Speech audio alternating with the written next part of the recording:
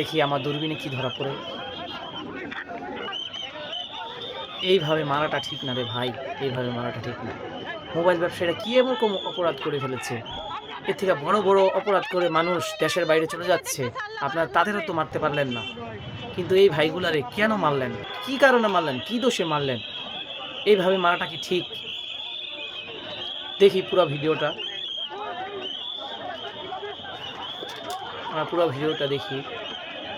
সবাই একটু like comment share করবেন এই ভিডিওটা, অনেক যত পারেন লাইক কমেন্ট শেয়ার করবেন। এখানে তাদের কি অপরাধ ছিল? এই লোকগুলার কি অপরাধ ছিল যেন এইভাবে মারতে হবে?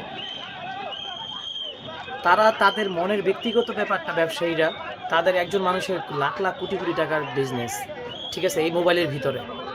তো তার মনের ব্যক্তিগত ব্যাপারটা যদি না বলতে পারে, না খোলাসা বলতে পারেন, তাহলে এই দেশটা, আপনারা বলতেছেন স্বাধীন, এই দেশটা তাহলে কিভাবে স্বাধীন হলো? আপনাদের কাছে আমি প্রশ্নগুলো ছুড়ে দিলাম, তাহলে এই দেশটা কিভাবে স্বাধীন হলো?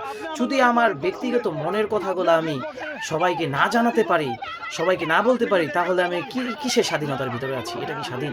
এটা কি কোনো স্বাধীন বলে? এই লোকগুলা কি কিছুই করে নাই আপনাদের জন্য? এই যে অল্প টাকায় মোবাইলগুলো কিনছে। আজকে অনেক হতাশ আমি, আজকে আমি ভিডিওটা না বানিয়ে পারলাম না।